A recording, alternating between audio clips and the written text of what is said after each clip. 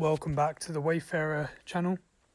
Now, if you've watched my other videos, you'll see that I have sounded a clarion call for the heroic re-emergence of the wandering ascetic. This ascetic being a homeless, penniless, nomadic initiate, tasked with a very important mission to re-establish a spiritual centre within himself, and in time, essentially becoming a conduit of these higher principles, and a custodian of the land, of the folk, and ultimately the wisdom teachings. Now, such a lofty proposal inevitably elicits practical and ethical questions. So, how does a man on this mission eat? How does he sustain himself? And it's here that I want to elaborate on what will strike many as probably the most provocative element of this path, which is the art of begging. So before advancing the case, it's only necessary and honest to steelman the argument against begging. So among proud and noble people, begging has long been regarded as a sort of degradation and a debased and shameful fall to the bottom rung of society, and it should be avoided at all costs. It's hardly fitting for a supposed spiritual nobility. It's not uncommon to hear statements like begging destroys a man's character, or that dependence defeats dignity.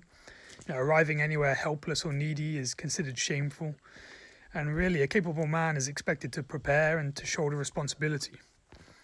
Even in the Avamal, the words attributed to Odin are pretty clear and condemnatory of such a vocation. Better to have a home, he says, though it be small. Every man should call somewhere his home. A man's heart is sore when he must beg for every meal. And he goes on again to say, similar take with, your heart will be wounded if you have to beg for every meal from somebody else. So this warning is pretty unmistakable then. Begging is understood to damage one's heart and spirit and one's inner being and self-command. And on the surface, this appears to deal a fatal blow to the asceticism that I'm proposing for the proud and honourable Northman. How can a vitalist spiritual nobility reconcile itself with such a lowly posture? However, what the Avamal warns against is the unwise and uninitiated adoption of begging. The Avamal is counsel for the masses, not for one who would pursue wisdom at all costs. We also see Odin advise against excessive sacrifice, yet this is the very god who sacrificed his eye and ultimately himself. The answer then lies in a distinction and perceptual shift that our disenchanted minds have basically lost the ability to do. And in my We Need Wanderers Back video, I asked the listener to reconsider poverty not as degradation but as a martial simplicity. And so too, begging here should be reframed through an attitude adjustment to understand it in its higher form.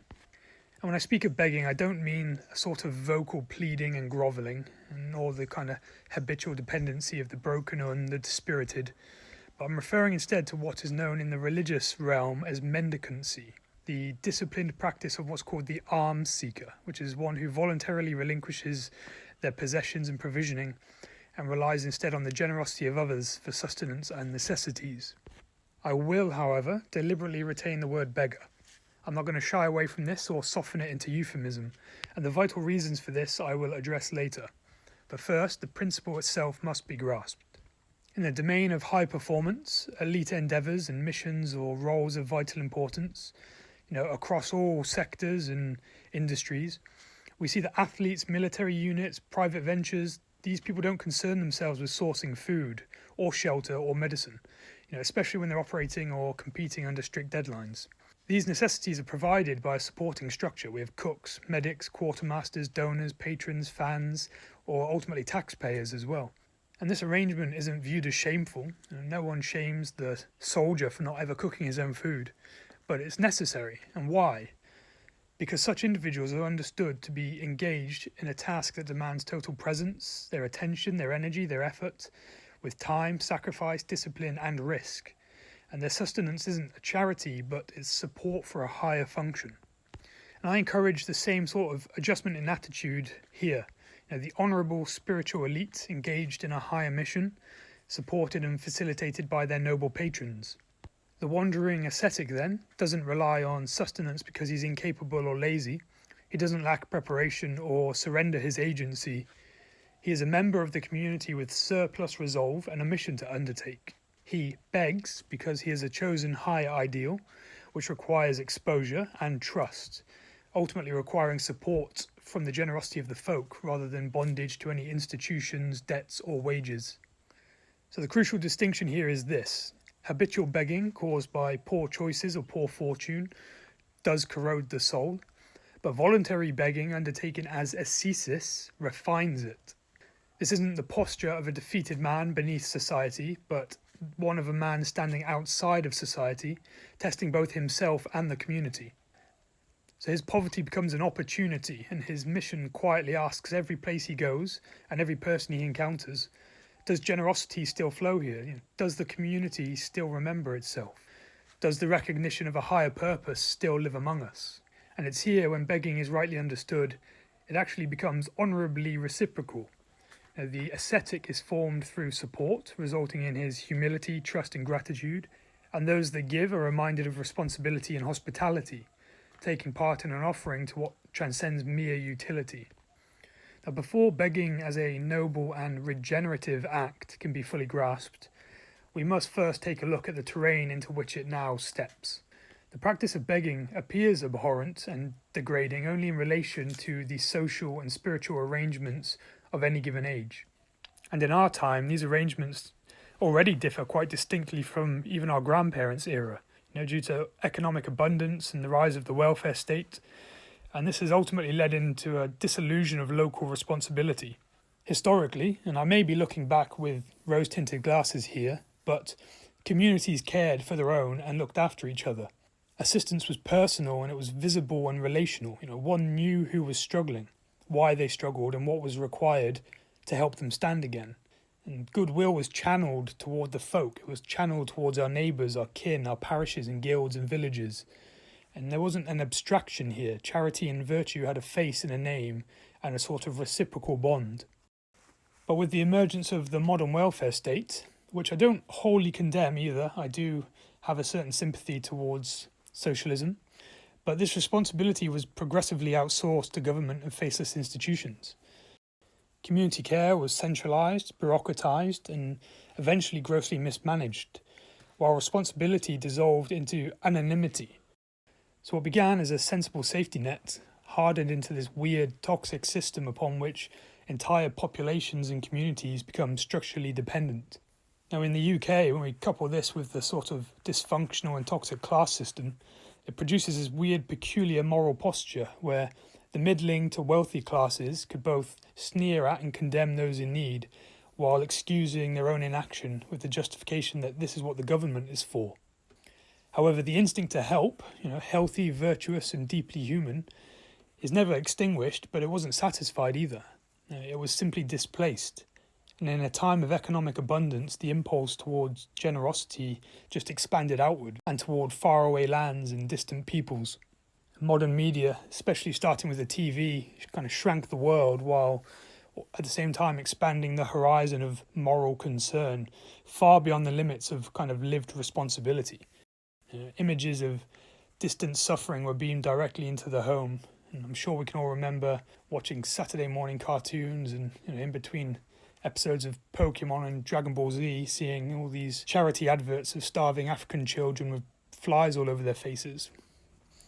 And my heart still bleeds for people like this, but our compassion was stretched thin and it's abstracted and ultimately diluted. So as our gaze shifts outwards, perpetually elsewhere to other people, with it goes our attention, our care and our moral energy that flows out to distant causes and ever-changing global narratives. In the meantime, the locality, our communities, the familiar, quietly go unattended and decay, and the immediate is neglected in favour of the symbolic. And thus we arrived at the peculiar moral contradiction of our age, a sort of hypersensitivity towards distant suffering. Meanwhile, there's a numbness towards what unfolds right in our locality and right next door to us. And we all recognise this phenomena too well, with the idea of virtue signalling, where the public's attention is consumed by the current thing. One of my favourite quotes on this theme of virtue is by William Blake, and is as follows, quote, "He who would do good to another must do it in minute particulars. General good is the plea of the scoundrel, hypocrite and flatterer. And if that doesn't sum up the modern phenomena of virtue signalling, then I don't know what does. And it's here where I will emphasize again and again that there is a necessity for real embodied groups for this reorientation to begin. And responsibility must return to the scale at which it can be seen, felt, and answered, which means it must be grounded in reality, which is back to caring for the folk in one's immediate vicinity with our service and generosity rooted in the community. And this is where the noble beggar enters, as both a provocation and also a remedy. So in a world where compassion is mediated and virtue is outsourced, to beg openly is to restore a sort of honest moral exchange. It reveals who we are, what we value, and whether we still recognise one another as kin. So the wandering beggar embodies a vitalistic catalyst, creating the conditions for generosity to arise and for its fruits to be seen. So the offering of gifts and support, therefore, become a sort of healing and regenerative act. Our wandering beggar stands before people as a face, as an embodied form, as a man, and not a case number. His need is immediate and human. To give or not to give is no longer mediated by institutions or rationalised by the taxes that we've already paid. The choice is present and personal. And across many ancient traditions, these certain principles recur with remarkable consistency. Hospitality, reciprocity, and right relationship with the unseen world. These are structural laws of reality as it was once understood, and among the wise it still is. In the Norse worldview, existence isn't divided by divine and temporal, but instead these worlds interpenetrate, and gods, men, land and fate are all bound up together through reciprocal exchange. Even the runes themselves encode this logic. Chebo, the rune of gift, giving and sacrifice, represents a sort of binding reciprocity, and this sacred loop of giving and receiving that sustains order. So friendship, alliance, and favour with the gods are never achieved through belief alone, but they're ultimately achieved through a practice, through an exchange enacted in the world. Back to the Avamal, it is written about gifts. Quote, "So hospitable and generous no one I found, that he was not glad when giving gifts, and no one so rich that a reward to him was weary." And again, quote, "With his friend, a man should be friendly, and reward gift with gift." Unquote. We see this logic again in the Norse tradition with the ancient practice of blot. An offering was neither payment or superstition, but an investment into the numinous. One gives so that something beneficial may unfold through an alignment. Sacrifice opens up this channel, and something is relinquished here so that something may move over there. And ultimately, all transformation requires loss, and nothing of value is ever gained without leaving something behind. An act of sacrifice is therefore sacramental. It's a mechanism of cosmic exchange. To just consume everything and return nothing is to break the circuit, and nature herself punishes this imbalance.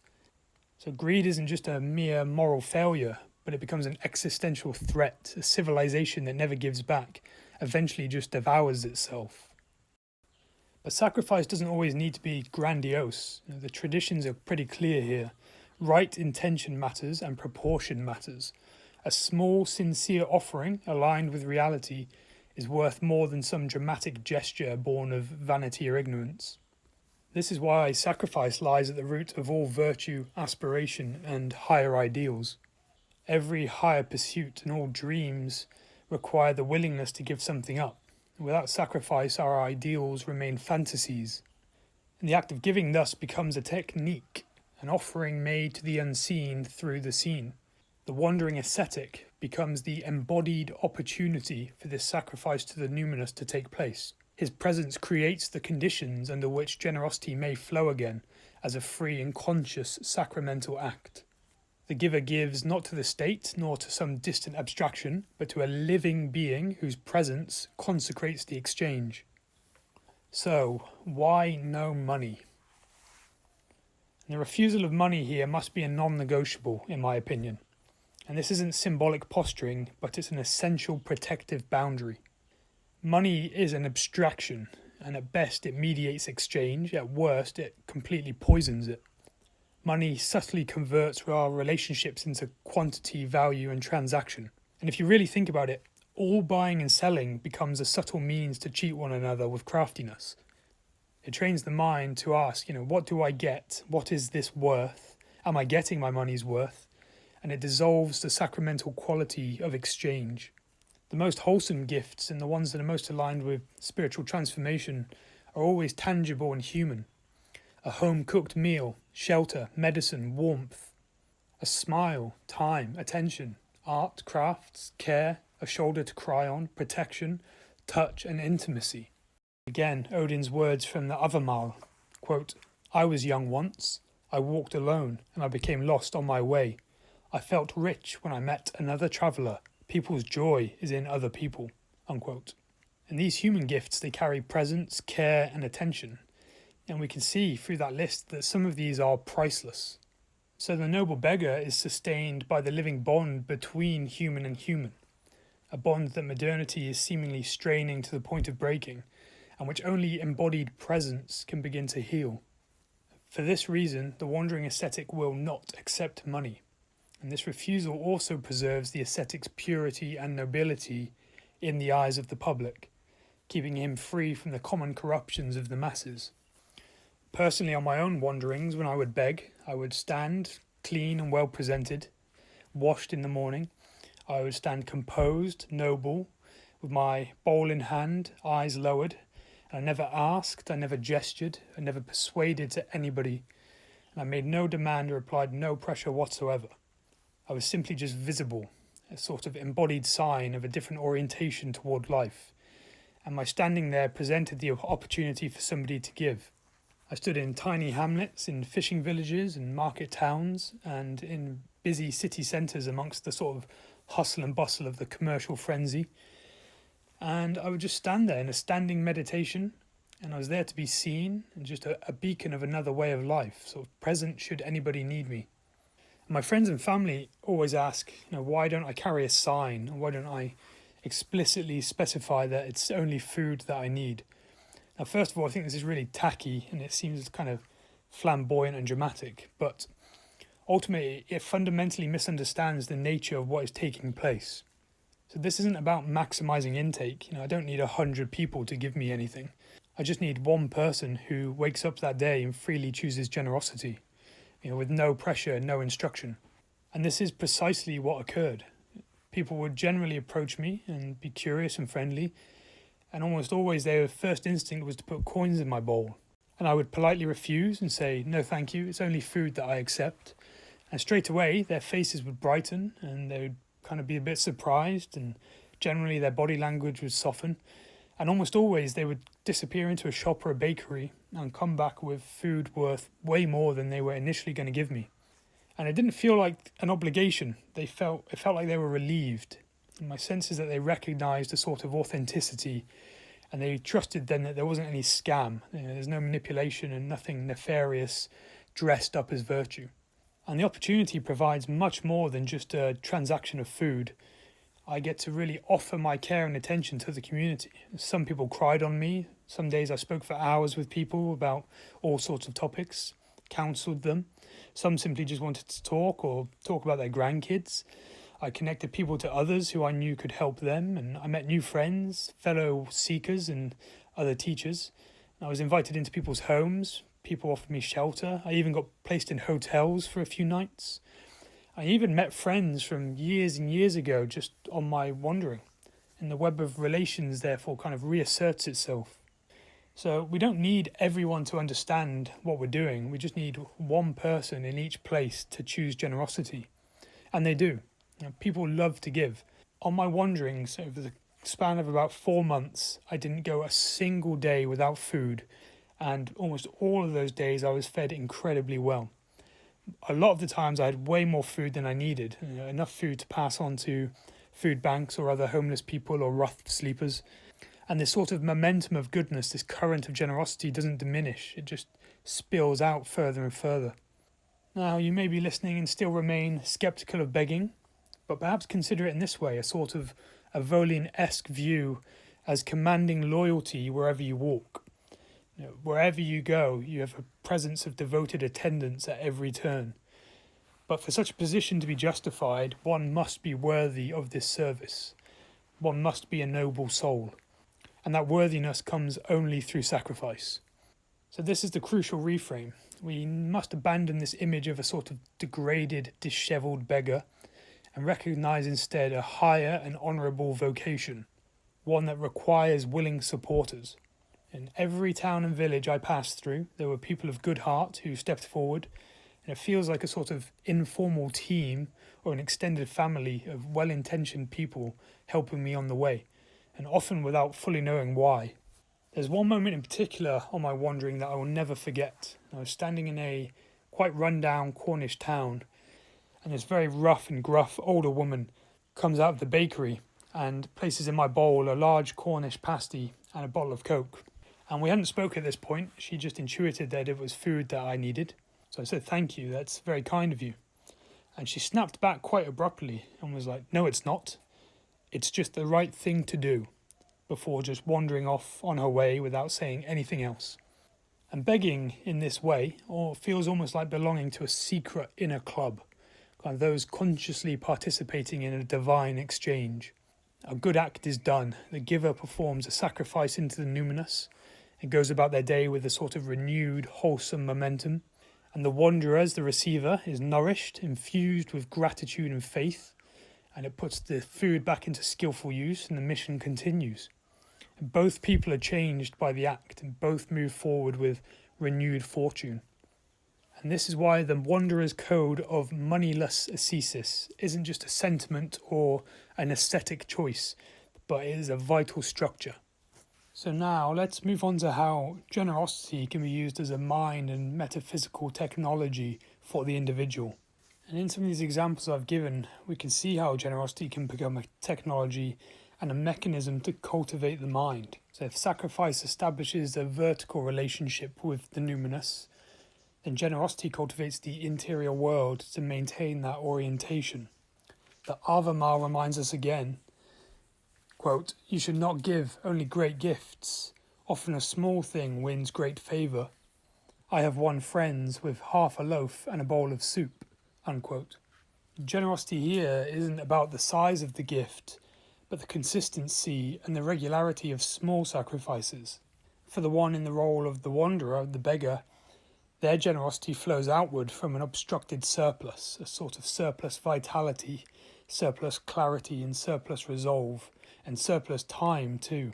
For he has been gifted by the gods, and having been supported, he gives back in return, in time and in listening, in counsel, in teaching, and even in labour where needed. And the wanderer's giving becomes an expression of abundance rather than depletion, and in both directions every genuine gift leaves a sort of imprint. When you give a gift, you also give a memory.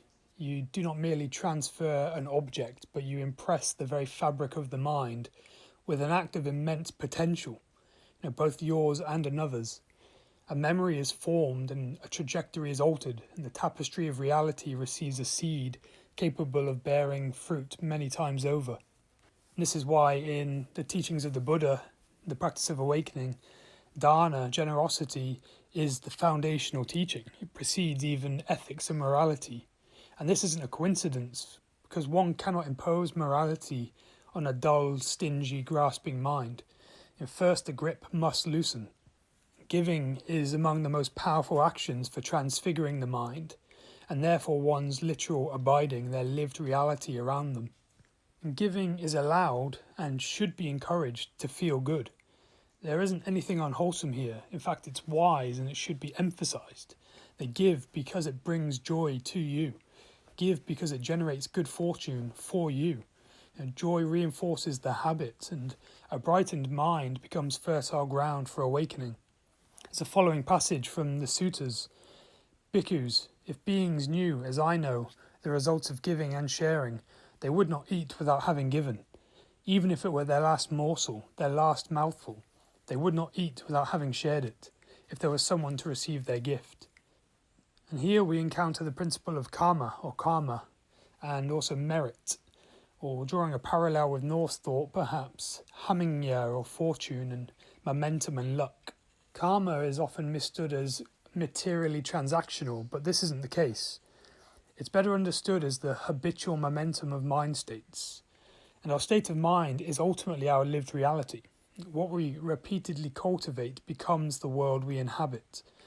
So a mind trained in generosity inclines towards openness and contentment and clarity.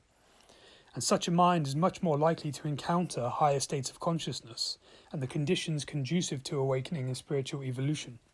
Whereas a mind trained in grasping and stinginess tends toward contraction, anxiety, and an inner scarcity.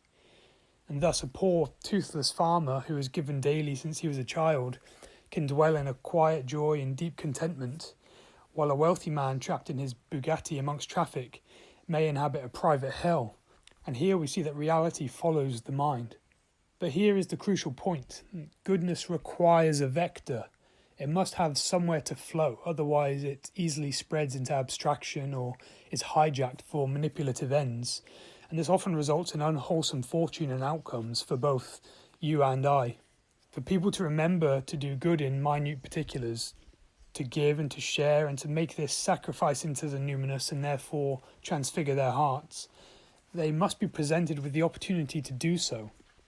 And this is where the Buddha's genius came in formulating his monastic code. The monks receive food and medicine, and along with the humility and gratitude that come from receiving, and the lay people receive the opportunity to cultivate generosity and merit. The teachings of awakening are placed within this ideal ecology where wisdom is both offered and received through a lived reciprocity. It's here again where the beggar emerges as an embodied opportunity for generosity and metaphysical transfiguration, and also goodness to take root. So it becomes a kind of mobile altar and a chance for sacrifice, a chance for mind training, renewal, and the sharing of wisdom. This is precisely the function of the wandering ascetic that I envision and propose. So not a parasite or a victim, but a catalyst, a living interface between the seen and the unseen, and they become a place where goodness may land rightly. And in our age where generosity has been abstracted, outsourced, politicized and moralized into paralysis, this role becomes not merely noble but ultimately essential. And now we move on to the most fun part for me. Why keep the word beggar? The choice of the word beggar is deliberate and is not meant to emphasize dependence, but to locate this spiritual archetype at the margins of society. The conscious, transcendentally oriented act of becoming a homeless one isn't merely a renunciation of possessions, but the adoption of the view from a position without possessions. The beggar points toward freedom through the discipline of humility and selflessness.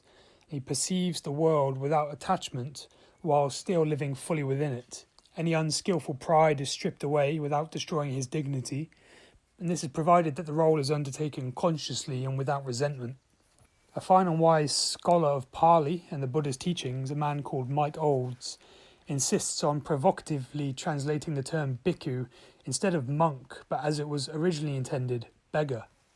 There is in fact no word for monk in the earliest Buddhist texts. Monk is a Greco-Latin term, and many modern Western Buddhists shy away from the word beggar at all costs, and they prefer the softened alms mendicant that I mentioned earlier. And Mike Olds writes here, quote, "I've chosen to use the word, beggar, not with the intent of stressing the bhikkhu's dependence on gifts, but with the idea of pointing out where, precisely in the structure of society, such a group would be found today if anyone were to actually follow the Dharma to the letter. Living in monasteries with security guaranteed by institutional systems is not the old way, and as hard as this may sound, represents to me a lack of courage and commitment and a lack of effort to live on karma. It is putting proselytizing foremost, and this is an error in technique and represents thirst or craving, and as such is a bad example. Beggar is the meaning of bhikkhu. It is disrespectful to the Buddha to try and worm out of that." Unquote. The word beggar carries stigma, but this is precisely the point. The title is intentionally provocative.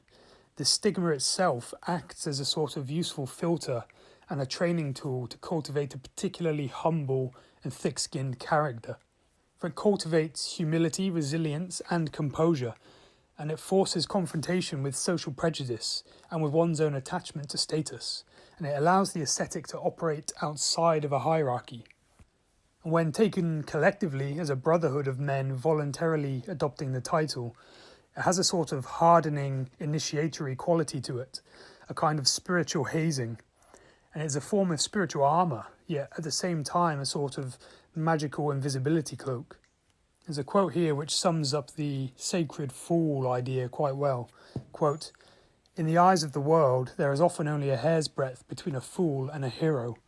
But in the eyes of truth, a true hero never minds being considered a fool. You see, the fool, because of his vanity, doesn't mind being thought a hero, but the hero, because of his lack of vanity, does not mind being thought a fool." Unquote, from The Initiate by Cyril Scott. And so to adopt the position of a beggar and step fully into the unknown with humility is an act of spiritual courage and commitment, and it is a willingness to place oneself at the mercy of reality in order to be shaped by it. In this sense, the act itself becomes the initiation. Can a man step into homelessness as a self-identified beggar, stand openly and wait to be fed, testing his faith, his fortune, his karma, his standing with the gods and with the community? And can he do this for an extended period? If yes, then no institutional mediation is required. And this isn't performative, it's a living apprenticeship in uncertainty, the cultivation of mind and spirit in direct contact with the unknown, and initiated into the mysteries of nature, as I like to say. And in this second-born, initiated liminal form, the wandering beggar occupies a space between worlds, kind of not fully within society, nor fully outside of it. And this liminality is the source of his power. And it's here where we recognize the archetypes of myth, the shaman, the witch doctor, the druid, the mystic figures of immense potency who exist at society's edge. Their authority isn't grounded in wealth or status, but in the capacity to see what others can't, and to mediate between these worlds. And their survival depends ultimately on the recognition of their value by those they serve. They are kind of dangerous precisely because they possess power. Like the gods in myth, they are unpredictable. And historically, such figures survive only because they alone hold the capacity to heal, protect, or guide. And once again, we see Odin's words in the Avamal: "I counsel you, Lord Afnir, if you'll take my advice, you'll profit if you learn it. It'll do you good if you remember it. Never spite a guest, nor be stingy with your food. Treat a poor wanderer well. Otherwise, it's a bitter tree you'll find yourself hanging from in the sight of all. Give a beggar something, or he will call a curse down on your every limb." Unquote. There's the ancient pagan value recurring in myths, legends, and fairy tales, which is that of hospitality extended towards strangers. And hospitality offered without expectation becomes a site of divine encounter. By sharing gifts and food with wanderers, beggars, animals, anybody really, we position ourselves to receive the weird and the wonderful. The gods arrive disguised, and only in retrospect do we ever realize who stood before us. Likewise, to the one in the role of the beggar, the divine may appear as the giver, offering food, shelter, counsel, or a lesson. And I have many a hair-raising tale that I will say for those who one day choose to walk this path with me. Across myth, we see kings and gods stepping into the world in humble disguise. The story of Odysseus returns home as a beggar, testing loyalty and reclaiming his place only through his humility. Odin himself often wanders as a lowly vagrant. And the wandering ascetic is consciously entering into this initiatory pattern, unpredictable and subversive and liminal. J.R.R. Tolkien captured this perfectly in Aragorn's years as Strider, the heir to Gondor stepping out as a wandering ranger. Even when Christianity took root in Europe, this folk tale never ceased.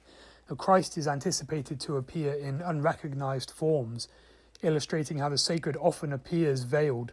For me, this archetype finds its fullest expression in the Buddha and his begging bhikkhus. The Buddha, an Indo-Aryan Kshatriya prince, was prophesied to become either a world-turning monarch or a great sage. Ultimately, he chose the path of sagacity. Mike Olds once again has some words on this archetype. Quote, "The spirit of the word and the role of the bhikkhu is that of the beggar, the king or god who goes out among people dressed as a beggar, but behaving perfectly, to see what they really think of him and to gauge the standards they are using to measure." Unquote. The lesson is clear. Practice hospitality and generosity as if the divine is present, because it very well may be, And even when it's not, with good faith and good intention and receptivity, even our ordinary encounters become sources of blessing. The beggar, then, isn't a victim, but a blessed and lucky participant at the threshold. He is a fulcrum for transformation, a living paradox, lowly in appearance, but exalted in function, dependent in his form, but sovereign in essence, and therefore close at all times to the divine. The beggar, the sacred fool, isn't merely an abstract archetype, but it is an imminent and accessible opening and gateway into wisdom and spiritual freedom. To live as a wandering ascetic is to approach the edge of uncertainty. Not knowing where we're going to sleep or eat, it sharpens the mind with a rare clarity. And control is relinquished, and presence deepens, and life is met directly. For only in embracing uncertainty do we live with the wild, unshackled freedom of comfort in the uncomfortable and the transcendental knowledge of not knowing. And it's here where we are rewarded with the jewel of spontaneity, which is the true hallmark of spiritual freedom. So what has been proposed throughout this work isn't a romantic return to poverty, nor is it just a moral appeal to pity or a critique of modernity for its own sake. But I'm trying to articulate a forgotten spiritual technology, one that once stood at the heart of living traditions across many cultures, and which now stands urgently in need of restoration. At its centre is a simple but demanding insight that higher order requires sacrifice, and sacrifice requires a site, a place where it can land, where it can be enacted, and where it can take root. The impulse to give still exists, but it has lost its vectors. And the wandering ascetic, the beggar, the hero disguised as the sacred fool, restores this lost geometry. By placing himself openly at the threshold between abundance and need, he reopens an ancient circuit of gift and return. He does not compel goodness nor impose insight, but he just stands as a beacon, a visible expression of ideals and of possibility. He becomes a living interface between the seen and the unseen, and between community and cosmos. Some final words from the Avamal. Now the words of the one-eyed are heard in Valhalla, for the benefit of humans, for the harm of giants, health to you who speak them, health to you who know them, joy to you who learn them, health to you who hear them. Generosity must flow freely and without calculation. Feed the hungry, human and animals, aid the fallen and ask for nothing in return. Give good things, give clean things, give with your own hand at the right time. Give to one arriving, give to one departing, give to one in need. Give with a happy heart, with a glad heart, and give without regret, trusting in the rich fruition of good deeds.